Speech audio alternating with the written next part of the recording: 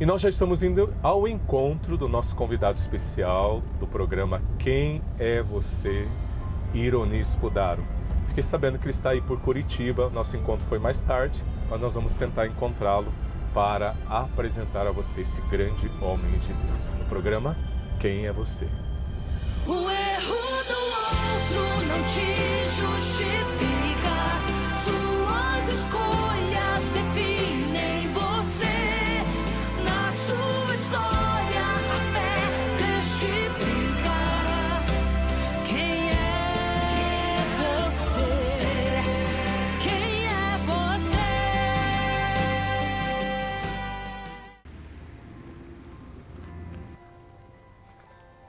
Padre João, que isso?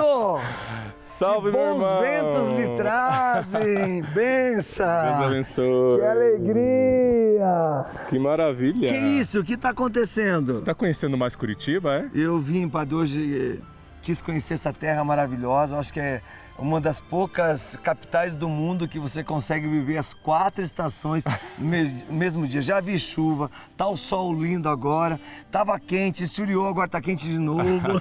Que maravilha! E nós vamos conversar num lugar especial, né? Vamos.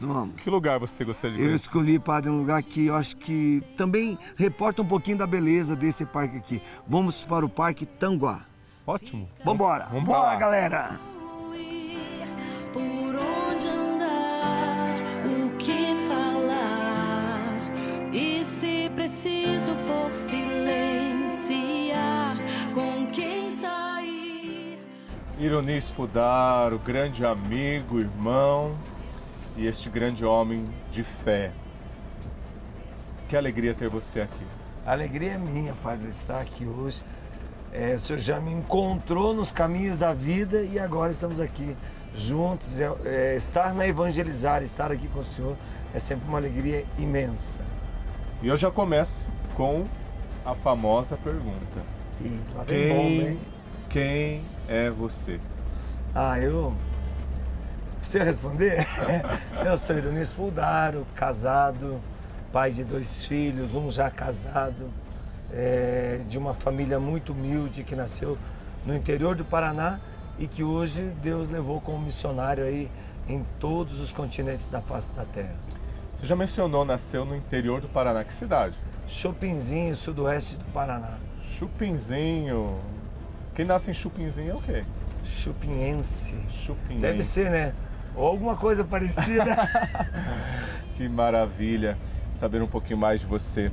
E você passou a sua infância em Chupinzinho?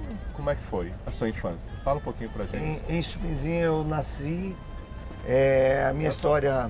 Nasceu que dia? 23 de janeiro de 1966. Tem uma história muito interessante no começo da minha vida. Eu nasci muito doente, sou o 3º filho. Fui para o hospital, em seguida minha parteira foi minha avó, a Raquel. E quando eu fui para o hospital, depois de 3 meses, o médico, não vendo mais condição de vida, me mandou para morrer em casa. E meus pais me levaram para o interior de Santa Catarina, onde morava a minha avó, para ela ver o neto pela última vez. Santa Catarina, que cidade? Concórdia, perto de linha 7 de setembro, ali aquela região. Sim, eu sou de Caçador, aquela região. Sim. E quando fui para lá, no meio do caminho, perto de Água Doce, eu vim a óbito. Eu tenho atestado de óbito, pai. E você guarda com vocês? Guardo. Isso é uma relíquia que eu terei pro resto da minha vida. E ali, a minha avó fazia num dos hospitais, junto com as irmãs, um trabalho de orar pelas pessoas que estavam doentes com o terço. E havia uma religiosa morena que se vestia de Nossa Senhora Aparecida. E quando ela morreu, eles pegaram aquele relicário e colocaram aquele manto e colocaram no relicário. E minha avó ia com aquele relicário e outras irmãs rezar o texto. Quando eu cheguei lá morto, e eles voltaram para casa para fazer o caixão, porque não tinham condição de pagar um funeral, moravam na roça até hoje. Minha família, a maioria dela mora na roça. As irmãs enrolaram o corpo no manto de Nossa Senhora. Eles voltaram, fizeram o caixão, voltaram de carroça para buscar o corpo, porque o carro que meu pai tinha emprestado não tinha mais combustível. Quando eles foram para buscar o corpo, a minha avó foi desenrolar, que as irmãs levaram ela até onde estava enrolado o manto. Quando ela desenrola o manto de Nossa Senhora Aparecida, diz ela que o mesmo choro que eu dei, Foi o mesmo choro de quando ela me tirou de dentro do ventre da minha mãe. Então, aquilo que era para ser meu caixão passou a ser uma capelinha de Nossa Senhora Aparecida, que a temos com muita devoção e que está na capela da nossa casa. Ali eu me criei no interior até os 8 anos, depois fui para o interior de Mangueirinha e fui a Guarapuava, onde moro até hoje, e ali constituí a minha família e toda essa vida missionária. Que testemunho maravilhoso, né? Você teve um segundo choro, o choro de ressurreição, não é? E fazer essa experiência já no início da vida, certamente hoje repercute no que você é para toda a igreja, né? Uma graça, né? E uma graça que vem pelas mãos daquela que é medianeira de todas as graças, que é a Mãe de Deus e nossa Mãe. Um milagre. Sim, não é? milagre. E hoje a tua relação com a tua família, com teus irmãos, são 3 irmãos que você falou, não? 3 irmãos, eu sou o terceiro, depois tem mais um mais novo. Somos uma família de Deus, mas que vive na missão hoje mesmo, na missão ao poder de Deus, que nasceu a partir disso, que é o meu casamento, né, com a Cleia. Ela ficou doente logo no início do nosso matrimônio e a doença dela é que me levou a encontrar Deus, porque uma pessoa orou por ela por telefone e no outro dia ela amanheceu curada. Eu falei, meu Deus, eu quero conhecer esse Deus de milagre, porque maior do que o milagre é quem realiza o milagre. Toda aquela experiência que eu tinha tido na minha infância me fazia ainda ser um cristão comum, que ia à missa, que participava de grupo de jovens, que confessava frequentemente, que participava de Legião de Maria e outros movimentos da igreja, Cursilho, mas que não tinha uma fé profunda. Agora, quando a cura da minha esposa, eu falei, não, eu quero ter a minha vida com esse Deus. Porque se eu vivo ela hoje, já não sou eu que vivo, é Ele que vive em mim. E fomos a um grupo de oração, ali fui batizado no Espírito, um homem chamado Zé Pretinho, do interior de São Paulo, da região de São Paulo, chamado Piquete, estava pregando na catedral naquela noite, e ali com aquele batismo no Espírito nós começamos um grupo de oração. Desse grupo de oração nós fundamos a missão, e da missão hoje nós somos em várias famílias missionárias que evangelizam o Brasil e o mundo.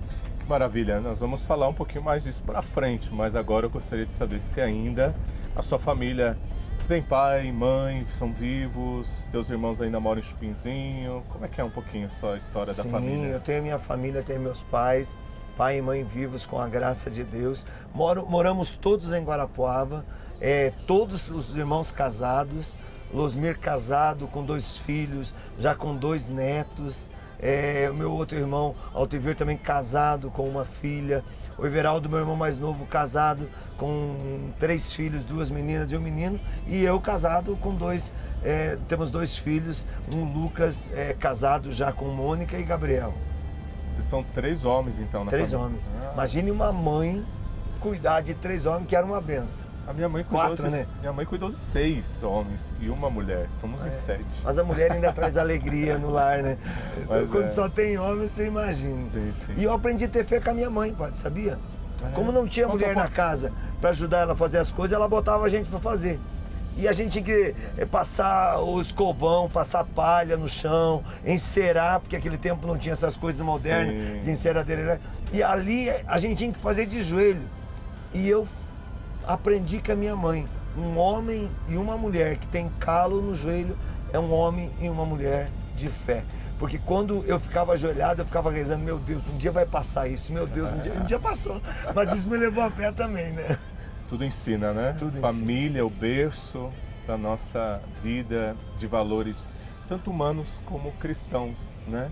Eu acho que tudo isso nos ensina muito e nos faz verdadeiramente experimentar aquilo que de Deus é o desejo, né? Do seu coração, para a nossa vida, para aquilo que somos e que fazemos, né? E hoje você reside em Guarapuava, né? A sede da missão toda hoje é Guarapuava também. E hoje você vive só para a missão, não é? Só na missão. E não só eu, como várias outras famílias que fazem parte da missão. A gente vive inteiramente da providência e com tempo integral para a missão. Onde a gente evangeliza pelos meios de comunicação, seja rádio, TV, internet. onde participamos com toda a atividade voltada para a evangelização pelo batismo no Espírito. Amém. Eu quero pedir que você deixe para falar da missão daqui a pouco, que é o próximo bloco. Nós estaremos justamente conhecendo um pouquinho mais do Ironi Spodaro, a sua missão a poder de Deus. Permaneça aí com a gente, voltamos já já.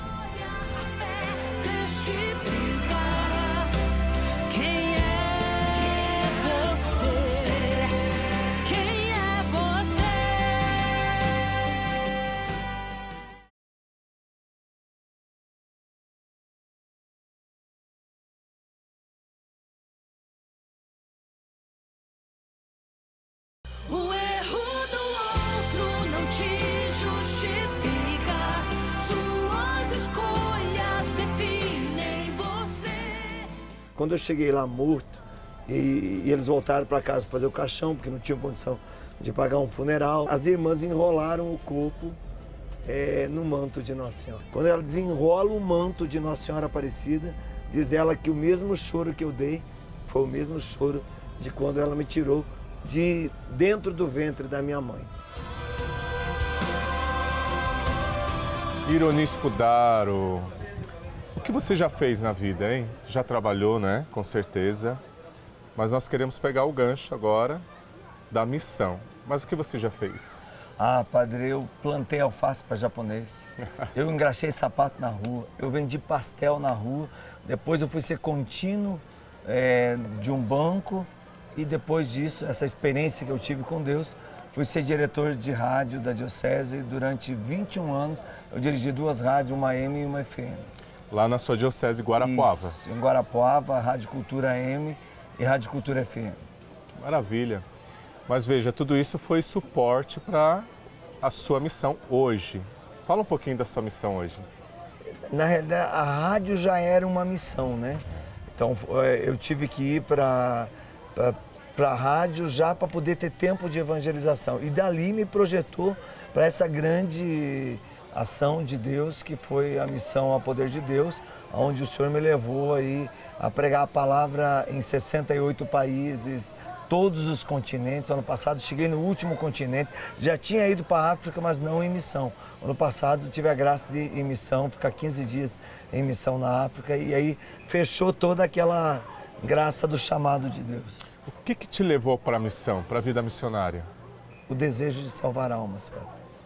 Vendo que eu pude viver, vindo de um milagre, apesar de estar dentro da igreja, mas nunca sentia verdadeiramente aquele Deus que eu senti naquele 7 de abril de 1987, quando ali eu fui batizado no Espírito. O desejo de que as pessoas e que o mundo conhecesse aquela graça do Pentecostes, aquela graça avivadora, aquela graça que nos leva a deixar os nossos projetos, o nosso querer, para viver o projeto e o querer de Deus na nossa vida. Isso tudo veio de lá de trás, né? Você falou que Deus entrou na sua vida a partir também da experiência da cura da sua esposa. Fala um pouquinho melhor dessa cura da sua esposa. O que ela teve? Ela teve uma enfermidade no céu da boca, que foi corroendo toda a estrutura óssea, ao ponto que nós não tínhamos mais alegria. E os médicos não sabiam o que fazer.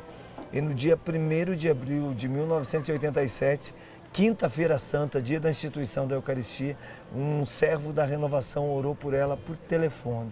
E no outro dia, dia 2, Sexta-feira Santa, ela amanheceu completamente curada. E isso me levou a encontrar esse Deus, me levou a desejar viver essa experiência desse Deus. E fomos ao encontro dele, e ali tudo começou. Quando eu vi aquela experiência dela curada, eu pensei, meu Deus, esse Deus pode chegar no coração de muitos que estão sofrendo. E a partir daí eu quis levar essa palavra, fui buscar formação, participei de seminário de vida no Espírito, de experiência de oração, de aprofundamento, de cenáculos, de congressos, até poder chegar nessa base que hoje o Senhor me levou a fazer parte da vida de muitas pessoas como missão, né? Você tem uma vida missionária realmente muito assídua, né? No Brasil você fez parte de muitas coisas, né? A maior delas, eu creio que é o movimento da renovação carismática. Sim, eu coordenei o movimento da renovação carismática na minha cidade, depois na minha diocese, depois no estado do Paraná.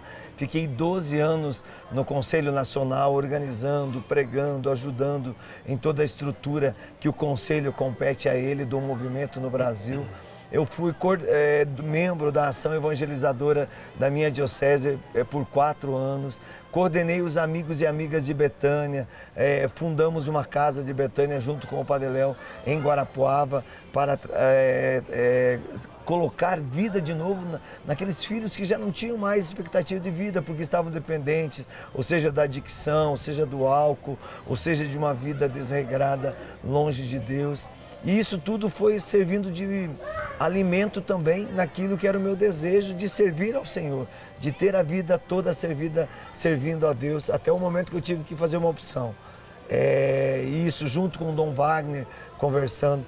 A rádio era uma vida missionária também, mas eu já não poderia estar na direção da rádio e estar em todos os lugares onde eu estava sendo chamado. Chegou ao ponto de tivemos que dizer, então, agora vamos continuar só com a missão. E Dom Wagner foi um pai na época, ele disse assim, Deus te deu uma vocação, Deus te chamou a ir para o mundo, então não tenha medo, Deus vai te alimentar, Deus vai alimentar a sua família, Deus vai dar o necessário para que você possa servir a Deus com aquilo que Ele está te chamando. E eu acreditei nessa palavra e fui para o mundo. Maravilha! E isso tudo veio a culminar nessa missão, né? Eu queria que você falasse um pouquinho mais. Você é o fundador da missão A Poder de Deus, né? Escritor, apresentador, tem muitos trabalhos, tem muitas obras de evangelização, né? Que estão por aí espalhadas, tem ajudado muita gente, né? Livros, CDs, né? Mas tudo isso vem a partir dessa missão que você sentiu no coração e, claro, sobre a moção do Espírito, fundar, né? A missão A Poder de Deus, não é?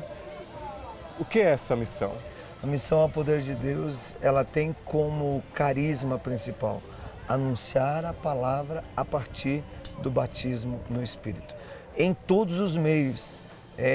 Nós fomos impactados em Toronto pelo Papa João Paulo II.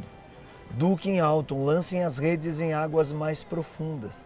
E nós entendemos que a fé pelos meios de comunicação, ela alcançaria com uma maneira muito mais rápida vidas que talvez Deus nem permitiria que chegássemos a conhecer, mas que seriam evangelizadas.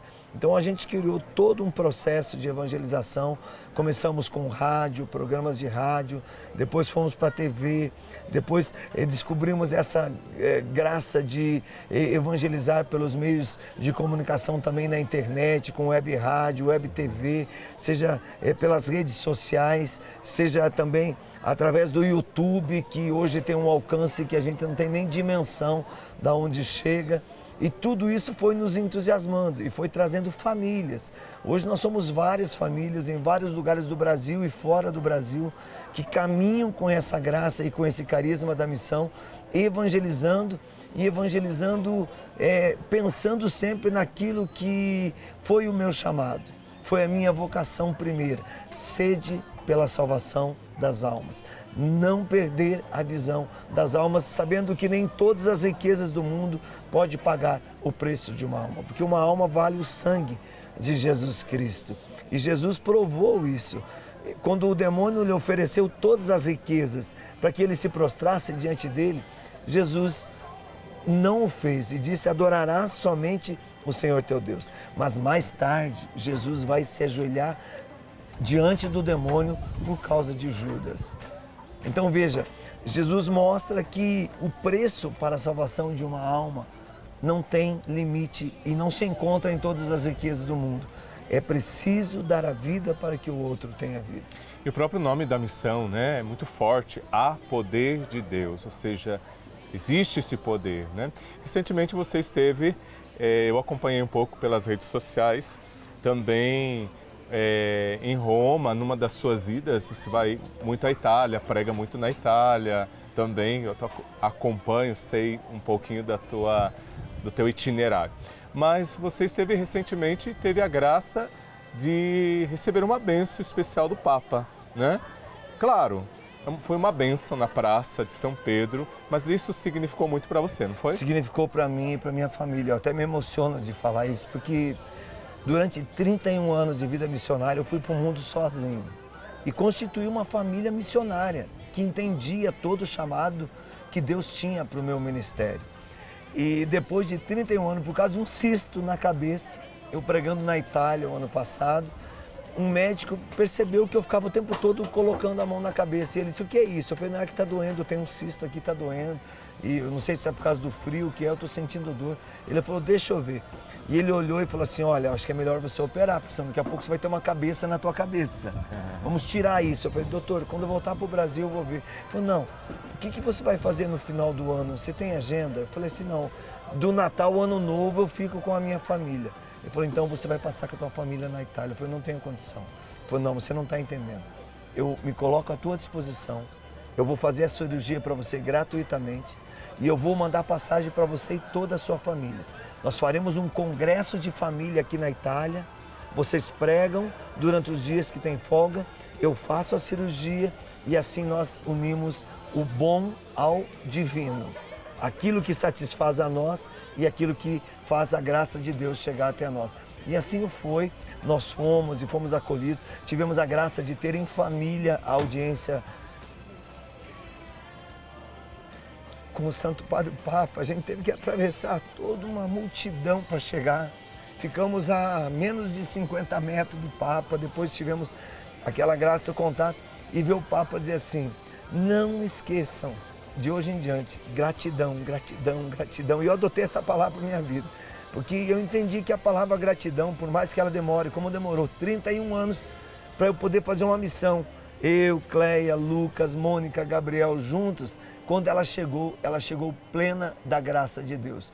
Por isso que vale a pena dizer sim a Deus. O Senhor sabe no seu ministério quantas cruzes a gente passa, quantas batalhas a gente tem que enfrentar, mas há poder de Deus. E o poder de Deus é para aqueles homens e mulheres de fé que acreditam. E quando acreditam, eu, por exemplo, quem diria o Ironi, que nasceu lá no Sete Arroio, no interior do Paraná, que era tido como algo desprezível pela doença, cabia na palma da sua mão, que veio a óbito, que voltou à vida, que não teve uma oportunidade de fazer uma faculdade no tempo da sua juventude, que teve que estudar com a vida depois e trabalhando e estudando para poder conseguir alguma coisa. Quem diria que ele seria missionário, que ele iria para os 4 cantos do mundo, se ele não tivesse acreditado na profecia de uma senhora chamada Francisquinha, que no dia 12 de abril de 1987, depois daquele encontro que eu tive, orou por mim num seminário de vida no Espírito e disse assim, você vai pregar a palavra em toda a face da terra, em todos os continentes. Eu olhei para aquela mulher, eu levantei e fui embora naquele dia. Eu falei, essa mulher está louca. E a minha esposa disse, não, você precisa acreditar, Deus tem uma promessa. E a promessa de Deus, ninguém pode impedir ela de se cumprir na sua vida. E hoje a promessa é uma realidade, pela fé, há poder de Deus. Amém, que história maravilhosa, né? Que história emocionante, né? E a família sempre esteve muito presente, né? Nessa tua história de vida e agora na tua missão. A tua relação com a tua família, como se deu, mas daqui a pouco a gente vai continuar acompanhando. Regras e estatutos para obedecer diante de Deus, nenhuma máscara e disfarce irão te esconder sem rótulo.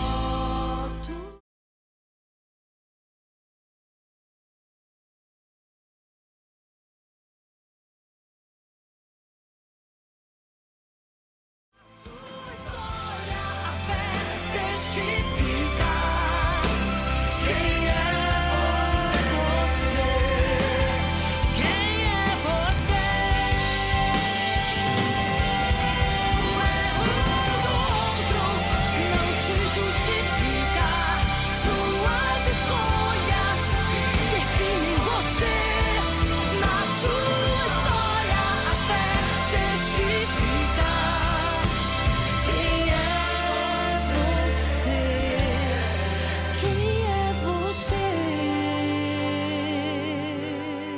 Ironi, nós falávamos um pouquinho da importância da família, toda a estruturação de uma pessoa, né? E com certeza com você não é diferente, né? Você tem 2 filhos, já tem netos ou não? Não, ainda não. A sua esposa, o nome dela é Cleia. Cleia, né? Esse testemunho belíssimo. Como você conheceu a Cleia? Fala um pouquinho para nós. A Cleia, a gente se criou junto, né? Da nossa juventude. Ela foi a sua primeira namorada? Primeira. Sério? Primeira. Séria primeira. Lógico, tinha que as paqueras, que as coisas de criança. Mas primeira namorada, séria. Primeiro, nós vamos com... Ela tinha 15, eu tinha 16. Casamos com... eu tinha 20, ela tinha 18. Ia fazer 19. Rapidinho, hein? Sim, foi uma benção. E ali, mas eu nunca imaginei que a gente um dia viesse a casar. Nós éramos amigos, participávamos da Legião de Maria junto, da igreja junto, as famílias eram amigas. Legião de Maria. Isso, fui legionário, Olha do que apostolado da bacana. oração. Jovem, participando desses Tinha movimentos. que ir nessa, o pai e a mãe pegavam no pé. Mas se conheceram na igreja, então? Sim, na igreja, tudo dentro da igreja, graças a Deus. Que maravilha. E hoje vocês têm 2 filhos. Fala um pouquinho deles 2 aí para filhos. nós, se acompanham. Como é que é a sua relação com os seus filhos? Nós constituímos uma família em Deus. O senhor falava no bloco anterior dos livros. Os meus livros, por exemplo, eu tenho a ideia, eu falo, ela escreve. Então, Deus nos uniu de uma maneira que em todos esses anos de missão, nunca eu cheguei em casa, um filho ou ela disse, de novo, vai para a missão agora? Porque às vezes eu chego, troco de mala e estou indo para outra missão. Às vezes é a passagem, 1 dia, 2 no máximo, durante toda a semana. Ótimo. Como é que você concilia isso? Porque família, tem vezes que você fica fora um mês, né? Já chegou a ficar 42 dias. 42 dias Itália, Estados Unidos, no jubileu, deu 42 dias, da saída à volta. Como que você consegue conciliar? Eu já fiz missão com você e eu sei que você vai sempre comunicando, conversando, né? Já fizemos missões fora, inclusive nos Estados Unidos, e a gente acompanha um pouquinho. Mas concretamente, dentro da casa, como seus filhos veem isso, a sua esposa, e como que você encara essa dimensão de família e missão?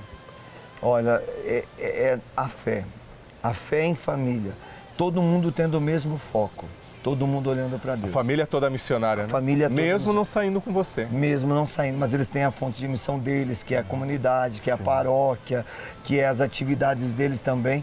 Veja, quando nós começamos, éramos eu e Cleia. O lado da minha família achava que a gente era louco. Nós viramos matéria até do Fantástico. Fizemos um grupo de oração na Igreja Nacional do Brasil, em São Paulo. O Fantástico filmou, aconteceu alguns milagres, inclusive a repórter do Fantástico foi curada. Você lembra o ano disso? Ah, faz tempo. Foi perto do ano 2000, 2002, 2003, por aí. Foi mais ou menos nessa época. Mas ali, quando eu contei esse testemunho, no começo, lá atrás, todo mundo achou que a gente era louco. Agora, nessa época, todo mundo já caminhava. E o Fantástico fez uma entrevista longa, foi 1 minuto pro ar de toda a matéria, e a minha frase foi essa: até minha família me abandonou. Não, mas não que tenham abandonado, é que não entendiam, era difícil. Mas eu e a Cleia tínhamos o foco firme, tínhamos uma experiência e queríamos que outras pessoas vivessem aquilo que em nós foi transformador, em nós foi motivo de esperança nova. E aí fomos e constituímos, os filhos vieram, veio o Lucas, depois de quase 6 anos veio o Gabriel, e aí fomos constituindo. No meio desse caminho tivemos a graça de ter um anjo no céu hoje, tivemos uma filha que com 4 meses a Cleia perdeu ela por um processo de hemorragia que não teve como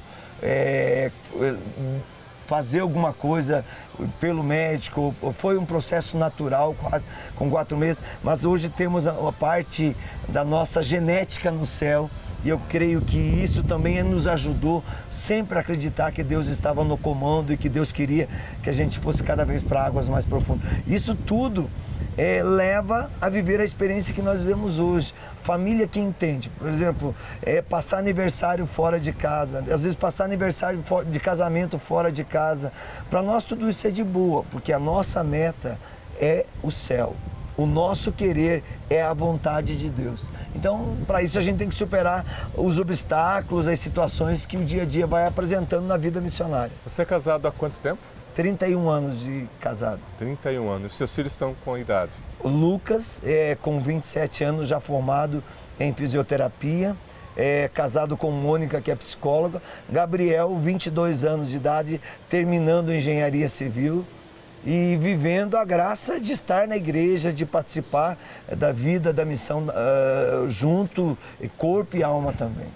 Isso aí, concretamente, no Brasil, eles saem com você? Já aconteceu de irem junto para a missão no Brasil? Porque você viaja muito no Brasil, né? Sai muito para pregar fora, enfim. E eles vão, a sua esposa, algum filho já te acompanhou, te acompanha nessas missões? Sim, quando eram pequenos, então em muitas missões eles iam junto. Depois que foram crescendo, é lógico que você também tem o estudo, tem a vida deles, e eu e a Cléia tomamos a seguinte decisão. Então, você tem um chamado, eu sustento em casa e você sustenta na missão. Então, enquanto você está fora, eu aqui sustento você na oração e sustento a família com a minha presença. Você lá fora nos sustenta com a tua oração, enquanto você é a presença de todos nós nessa vida missionária. Isso a gente sempre fala nas nossas orações, quando a gente se reúne em família para orar também, que temos os nossos cenáculos, nós precisamos, porque senão não consegue. Se você não parar para orar, as batalhas espirituais que nós fazemos, a família toda faz. Nós, por exemplo, na missão, temos na primeira quinzena e na segunda quinzena, sempre no dia 1º e no dia 15, a gente tem uma batalha para as causas impossíveis. Compartilhamos isso com muitos, chega a ter milhares, às vezes até milhões de pessoas que rezam conosco essas batalhas espirituais. E é isso que mantém a nossa família. Às vezes as pessoas querem servir a Deus, mas a igreja não acontece dentro de casa, só fora. E nós precisamos fazer a igreja acontecer. A primeira igreja é a igreja doméstica, dizia João Paulo II. Então ela tem que acontecer dentro de casa também. E lá na tua casa você tem uma capela, né? Inclusive vocês têm um grupo de oração. Sim. Online, através... Missas que são celebradas. Através do Facebook, das redes sociais. Mais de 350 relíquias de primeiro grau dentro daquela capela.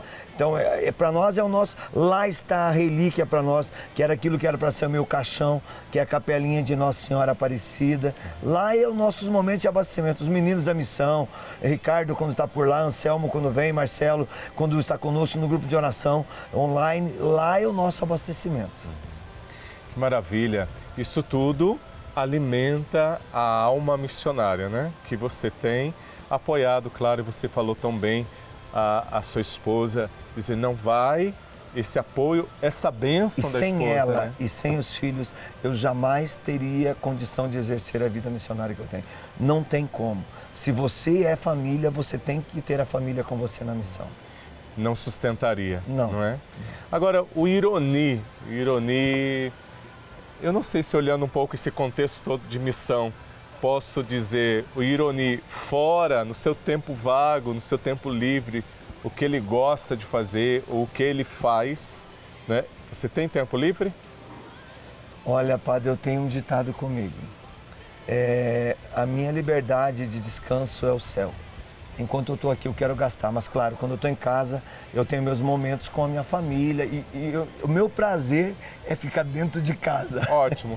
Mas essa seria, então, a resposta para o nosso próximo bloco, né? O que o Ironi faz, um pouco da sua história, das suas viagens. Vamos tentar entender um pouquinho quando você está também em outra nação, em outro país, evangelizando, mas também orando. A oração é a sua marca, né?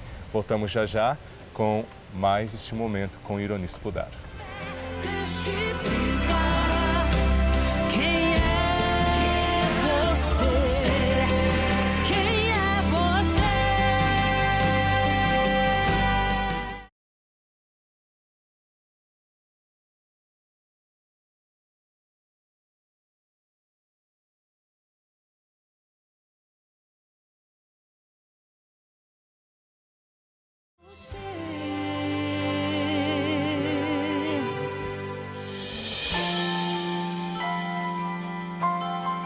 Quem é você?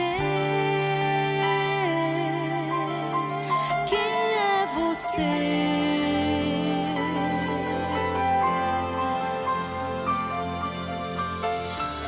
Muito bem, Ironi, que maravilha você partilhando um pouquinho a sua vida neste lugar, nesse parque que você escolheu, não é? Um lugar bonito, maravilhoso, para falar justamente um pouquinho da sua vida, para sabermos quem é você de fato.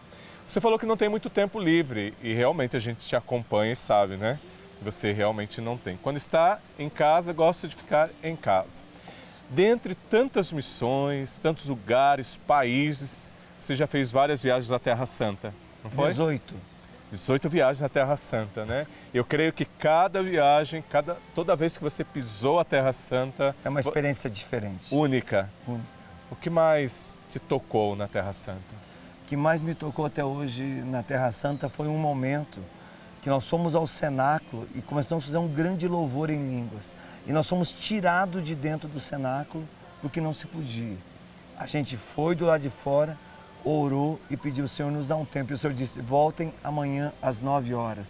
E 9 horas é lotado o cenáculo. E a gente obedeceu aquela voz de Deus e voltou às 9 horas e ficamos das 9 ao meio-dia louvando, bendizendo a Deus sozinhos em 12 dentro do cenáculo. Isso para mim foi a experiência mais linda da Terra Santa, porque foi Deus que disse: voltem amanhã às 9 horas. E no cenáculo, explicando um pouquinho, é onde aconteceu Pentecostes. E várias cenas do Evangelho, né? A instituição da Eucaristia, a primeira Eucaristia celebrada pelo próprio Cristo ali, que se oferece como corpo, né? Várias experiências... A última ceia. A última ceia, várias experiências acontecem ali dentro do cenáculo. E ali nós tivemos, na Terra Santa, essa foi a experiência mais marcante para mim de todas. Mas não dá para se esquecer de nenhuma, porque...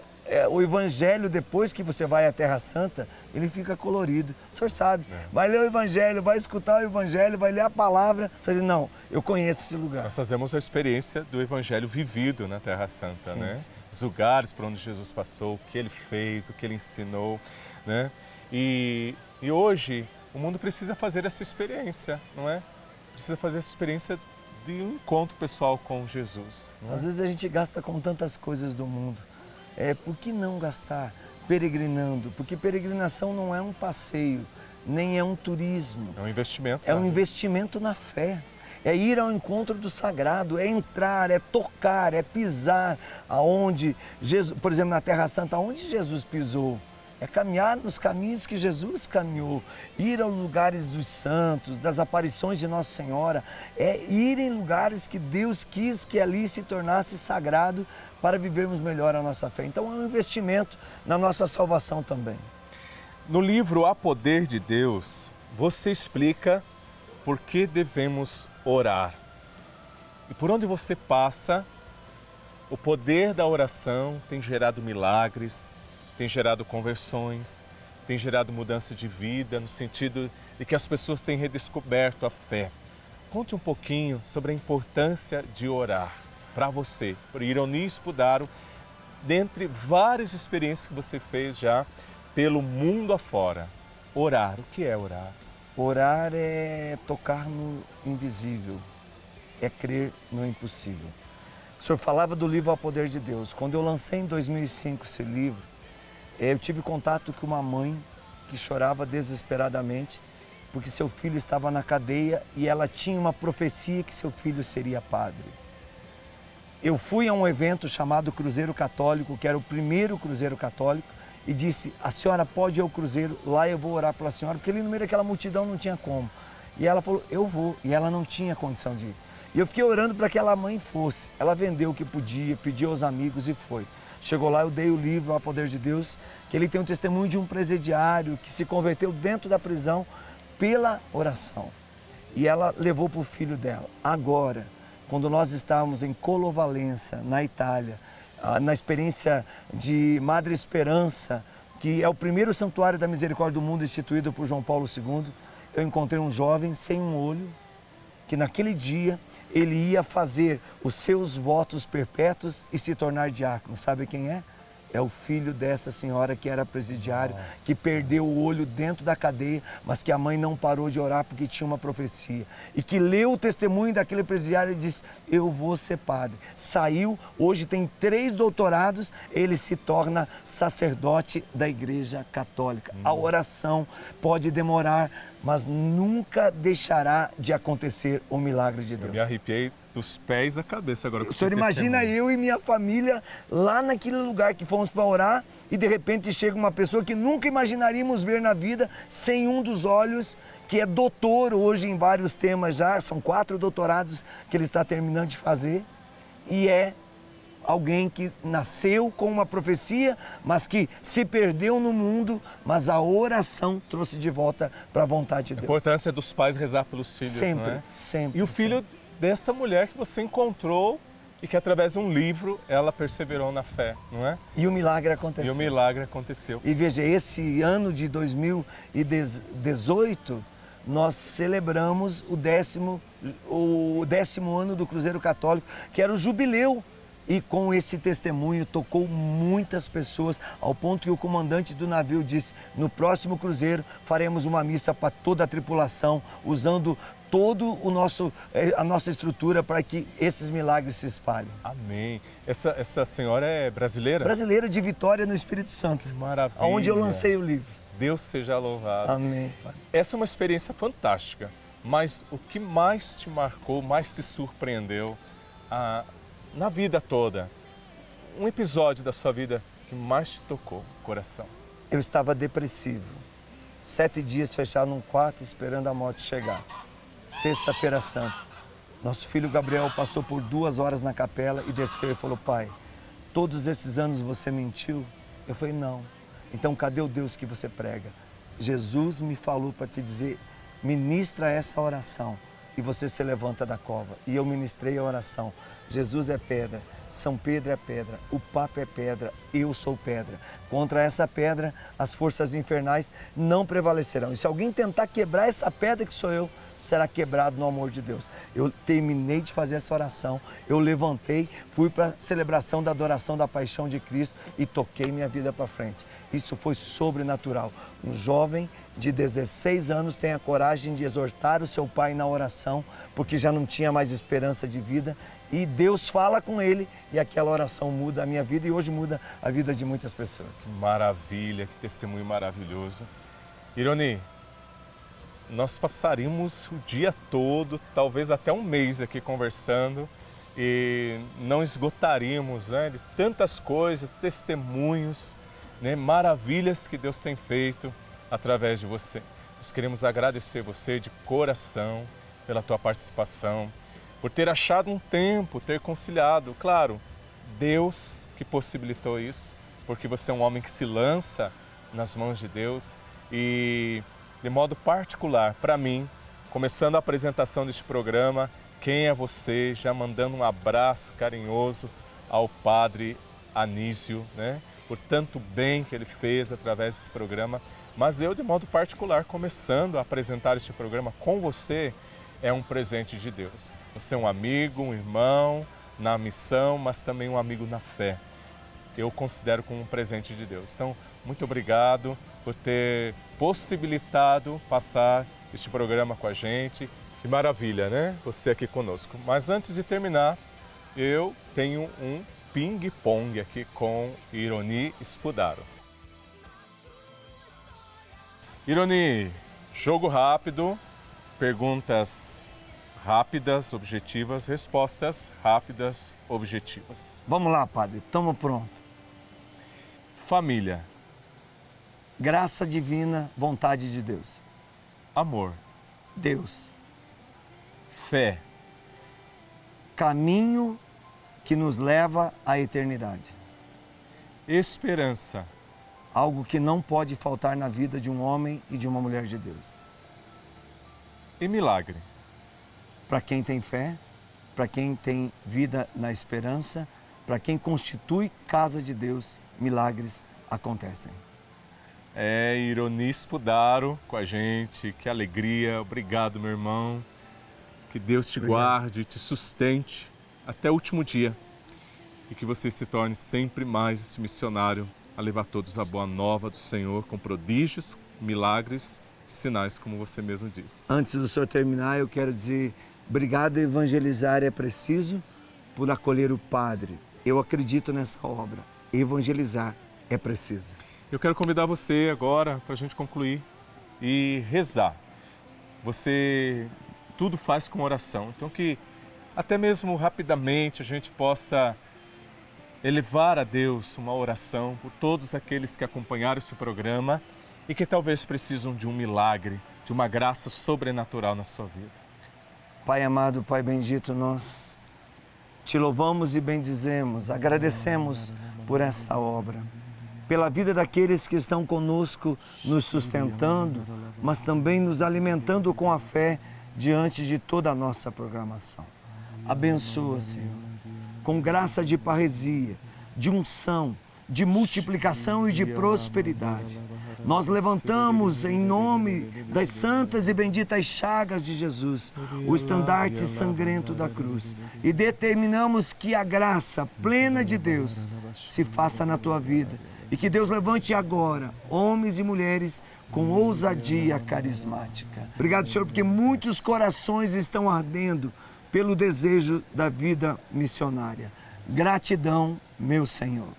Amém. Obrigado, irmão. Mais uma vez, Irone Spudaro conosco, nosso programa Quem é Você? Vai se manter sendo fiel. Que conversa agradável com esse amigo, com este querido irmão Irone Spudaro. Quantas coisas aprendemos. A esperança que nos move a alcançar milagres, a fé que se sustenta com oração, o otimismo que ajuda a vencer as provações. Certamente você aprendeu muitas coisas com este irmão que se tornou um missionário não só para o Brasil, mas para o mundo. A alegria da fé e da esperança possa sempre mover o seu coração. Eu aprendi a me perguntar: quem sou eu? Quem é você?